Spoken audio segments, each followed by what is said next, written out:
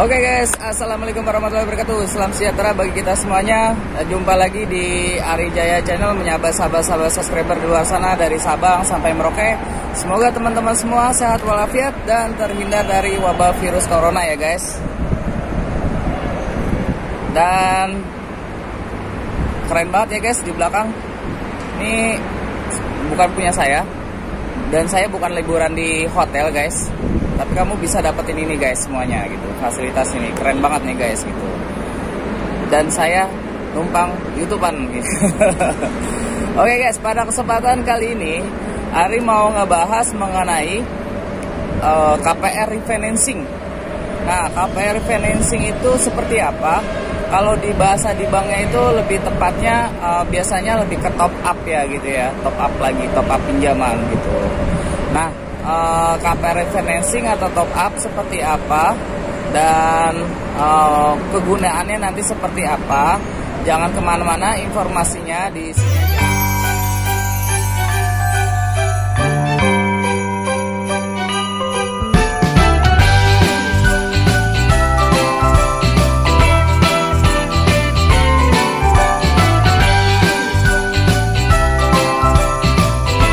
Oke guys, balik lagi di Ari Jaya Channel. Langsung aja kita bahas mengenai KPR refinancing.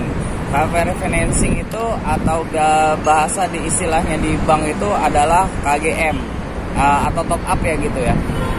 Gimana prosedurnya KPR refinancing? Refinancing itu adalah kamu ketika masih outstanding masih ada atau KPR itu, kamu itu masih ada di bank, tapi kamu bisa ngajuin pinjamannya lagi. Tapi dengan satu pinjaman yang sama, misalnya katakanlah satu jaminan agunan sertifikat rumah atau apartemen, outstandingnya kamu itu sisanya sisa tinggal katakanlah dari pinjaman kamu 100 juta, sisa tinggal 50 juta pinjaman outstanding KPR kamu ya. Tapi itu bisa diajukan kembali untuk pembiayaan gitu. Nah, gimana caranya supaya dapetin pembiayaan itu guys gitu, KPR refinancing. Nah, caranya kamu bisa langsung datang ke bank dengan syarat ya, misalnya setahu saya ya waktu itu KPR refinancing setelah kamu berjalan 5 tahun kredit guys gitu. Karena apa 5 tahun kredit? Biasanya 5 tahun kredit itu pihak bank itu sudah dapetin untungnya guys. Jadi setelah 5 tahun itu pihak bank itu udah megang untungnya nih guys gitu. Dia udah balik modal pembiayaan, misalnya katakanlah kamu pembiayaannya tuh 400 juta ya guys gitu. Nah, berjalannya cicilan kamu selama 5 tahun itu pegang modal lah istilahnya 400 juta. Nah, di tahun ke-6 sampai ke-15 itu adalah tahunnya untungnya si pihak bank itu sendiri guys gitu. Ada bunga sama angsurannya guys gitu. Nah, makanya kapan itu bisa KPR refinancing, yaitu 5 tahun setelah kamu jangka waktunya 5 tahun. Di tahun ke-6-nya kamu bisa ngajuin KPR refinancing gitu. Tambahannya lagi, KPR refinancing itu juga kalau misalnya kamu plafon kreditnya juga bisa sudah lebih kecil guys gitu. Jadi artinya dengan plafon pinjamannya 400 juta, terus kemudian kamu melakukan pembayaran ekstra.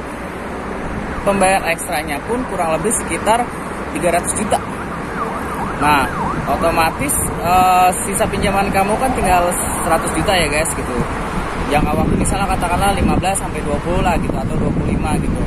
Nah, karena kamu melakukan pembayaran ekstranya lebih gitu, kamu bisa ngajuin pinjamannya lagi guys gitu. 300 jutanya itu bisa kamu pinjam lagi gitu. Bukan hanya jangka waktu yang kamu sudah berjalan maksimal 5 tahun. Tapi memang kalau kamu melakukan pembayaran ekstra, ya otomatis sisa plafonnya katakanlah pembayaran ekstranya kamu besar gitu, otomatis kamu bisa ngajuin untuk refinancing gitu dengan jaminan agunan yang sama guys gitu. Nah, bunganya sama atau tidak? Biasanya kalau misalnya waktu itu pengalaman Ari itu pembiayaannya itu beda bunganya. Kenapa beda? Dia jatuhnya ke kredit konsumer ya guys gitu. Kredit konsumer itu memang bunganya lebih tinggi daripada bunga KPR.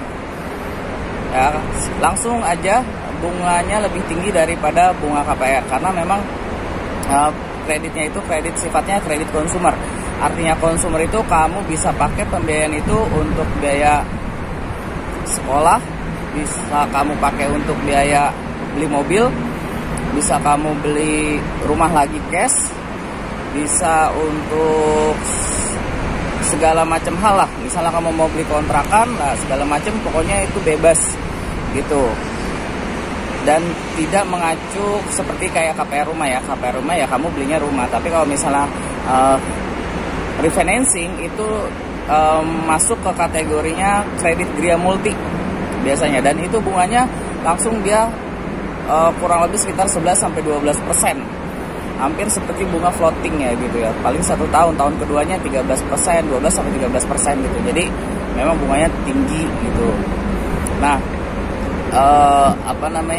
syaratnya apa aja? Syaratnya tetap sama ya guys gitu. Kalau kamu mau ngajuin KPR refinancing, kamu datang ke bank yang megang sertifikatnya kamu, misalnya di apartemen Eastern Green. Nah, nanti tidak kamu pembiayaannya di BTN ya gitu ya. Apartemennya Eastern Green, agunannya.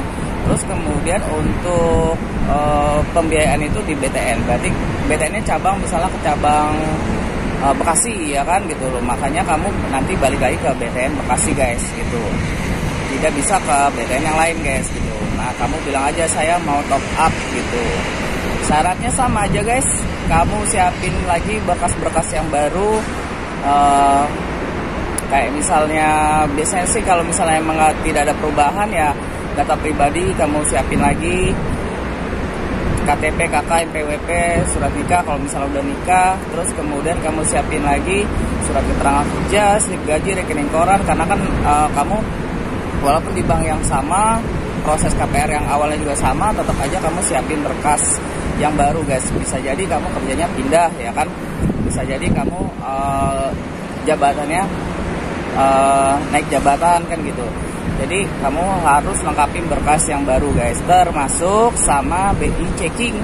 Kalau misalnya kamu mau mau pembiayaan KPR top up lagi, otomatis kamu pasti harus di BI checking ulang lagi guys gitu. Oke. Terus kemudian dari sini ya guys, udah jelas ya untuk syaratnya, kamu bisa ngajuin. Dan artinya kalau nggak salah itu kurang lebih sekitar maksimal kamu udah ngangsur kurang lebih sekitar 5 tahunan. Jadi kalau misalnya kamu sudah angsur 5 tahunan, kamu butuh dana darurat, kamu bisa ngajuin aja tuh KPR refinancing atau misalnya top up ke bank yang bersangkutan yang kemarin sudah pernah kamu akad ya gitu, di bank yang sudah pernah kamu akad ya kemarin ya gitu, di awal ya gitu. Itu aja guys.